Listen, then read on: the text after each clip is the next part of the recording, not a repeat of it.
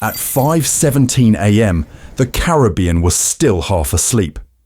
The sea was dark steel, the sky just beginning to fade from black to grey. A soft wind rippled across the waves near Venezuela's northern coast. But on the deck of the USS Gravely, a powerful US Navy destroyer, that calm was about to be shattered. Deep inside the ship's combat information center, a radar operator froze mid-scan. 3 bright dots had appeared on his screen, fast, small, and closing in from the southwest. Within seconds, alarms echoed through the destroyer's halls. A voice came through the intercom. Condition 3. Set and man all key stations. Everyone knew what that meant. This wasn't a drill.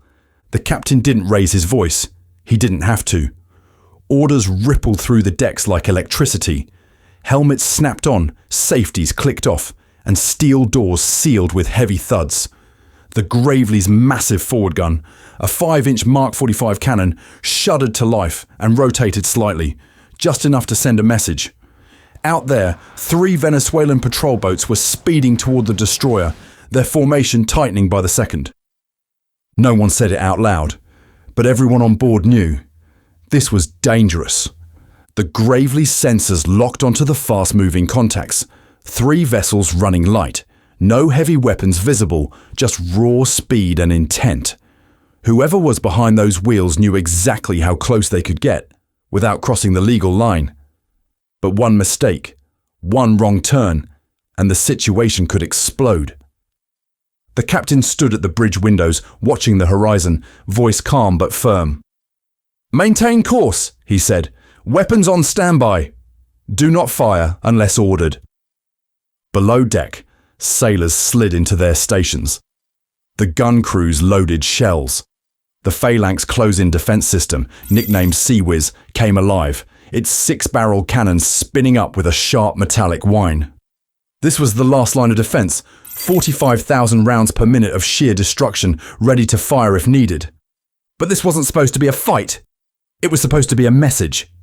For 2 months, US destroyers and Coast Guard cutters had been patrolling the southern Caribbean under Operation Sentinel South, an effort to block drug and weapons smuggling routes near Venezuela. Just a few days earlier, US Navy helicopters had intercepted 2 smuggling boats near Curaçao. One was sunk after refusing to stop. Caracas called it an act of aggression. The Pentagon called it law enforcement. Now, Venezuela was pushing back. By 5:19 a.m., the 3 patrol boats were inside 12 nautical miles and closing fast, less than the distance from a city's harbour to open water. The Gravely's Aegis combat system tracked every move, every bearing change, every shift in speed. The destroyer's crew could see the blips converging on their screens like predators circling prey. Then came the captain's next order: launch the Romeo. On the flight deck, the Navy's MH-60R Seahawk helicopter, call sign Razor 21, came alive. Rotors unfolded, engines screamed, and within seconds it lifted off, banking south toward the oncoming vessels. From above, its cameras captured everything. 3 small Venezuelan boats running in a loose V formation, their wakes cutting white scars through the sea. Through the thermal lens, the crew could see figures standing on deck, staring straight at the US destroyer. "Visual confirmation," the pilot radioed back. 3 hulls. "Speed 28 knots. Venezuelan flag confirmed." "Copy that," came the reply from the bridge. "Maintain observation." Back aboard the Gravely, tension thickened. The radar showed the patrol boats closing to 5 nautical miles. That was close enough for the Venezuelans to see the ship's hull number painted on its steel side, and close enough for every sail aboard the Gravely to feel their hearts pounding. The captain spoke into the ship's radio, voice steady. "Venezuelan naval vessels, this is a United States warship operating in international waters. You are closing distance at high speed. Alter course immediately." The call went out in English, then in Spanish. No answer. Seconds passed. Then one of the boats accelerated again. 30 knots, closing to less than 5 miles. The operations officer looked up. "Recommend we mark them hostile intent, sir." The captain shook his head. "Not yet. Hold steady. Set visible posture. No targeting radars active." Up top, the destroyer's turrets moved slightly, just enough for their barrels to catch the rising sunlight. It wasn't a threat. It was a warning. The Venezuelan crews could see it clearly through their binoculars. The message was simple. "We see you. Don't make us prove it." Finally, a reply crackled through the radio, thick with tension and accent. "This is Venezuelan Navy Patrol. You are operating close to our territorial waters. Identify your mission." The Gravely's captain responded instantly, calm as ever. "Venezuelan naval vessels. This is USS Gravely. We are operating legally in international waters. Maintain safe separation." That was the moment the standoff broke its peak. The Venezuelan boat slowed, dropping from 28 knots to 20. They kept their distance now, circling just over 3 nautical miles off the destroyer's beam. Close enough to show defiance. Far enough to avoid crossing the line. It was a dangerous dance, deliberate and controlled.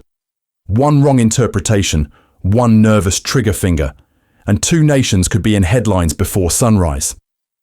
The sailors aboard the Gravely knew this wasn't just about boats.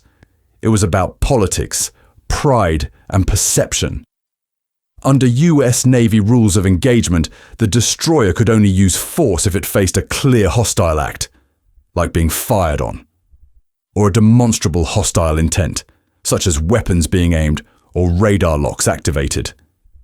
Speeding toward a ship didn't qualify. Not yet. That was the paradox of deterrence. You show strength by not using it. The destroyer held its course, its weapons armed but silent, its cameras recording every second. The helicopter above circled wide, a quiet guardian in the clouds. And slowly, almost reluctantly, the Venezuelan patrol boats began to turn away. No radio farewell, no apology. Just a slow, steady retreat back toward the coastline. At 5:34 a.m., the tension finally broke. The Gravely maintained speed and heading, logging every moment. Radar tracks, radio signals, engine noise, even the temperature of the gun barrels. The Seahawk hovered overhead a few minutes longer, capturing video of the patrol boat slipping away. Then it turned back toward the destroyer, landing smoothly as the sun finally rose over the Caribbean horizon. For the crew of the Gravely, the incident was over. They had followed every rule, stayed calm under pressure, and avoided what could have been an international crisis. But for the analysts in Washington, the story was only beginning. They would spend days reviewing the recordings, debating Venezuela's motive. Was it revenge for the sunken smuggler? A test of the US Navy's reaction time? Or just political theatre to stir national pride back home? Whatever the reason, one thing was clear. This was no accident. Venezuelan boats don't drift into the path of an American destroyer. Every move, every mile closed, was deliberate. By sunrise, the USS Gravely was already hundreds of miles farther east, back on patrol. But the message lingered long after the radar blips disappeared. In the Caribbean, power isn't always shown through missiles or gunfire. It's shown through restraint, control, and the ability to stare down an opponent without blinking. That morning, the United States didn't win a battle. It won something bigger. It prevented one. The ocean fell silent again, but every sailor aboard knew that silence was fragile. Next time, maybe those boats won't turn away. Maybe next time, someone blinks. Until then, the lesson remains the same. In the modern world, strength isn't about who fires first. It's about who keeps their finger off the trigger the longest.